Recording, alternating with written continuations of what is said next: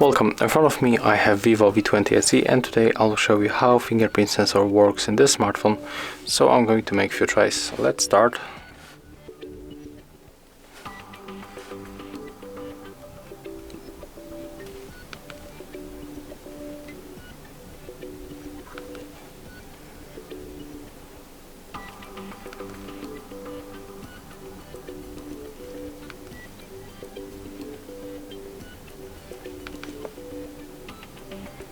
As you can see right now, it works really fast.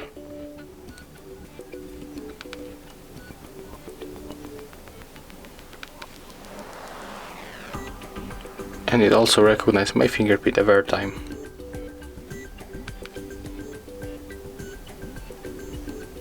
So that's all. As you can see, this sensor works really nice. If you find this video helpful, remember to leave a like, comment and subscribe.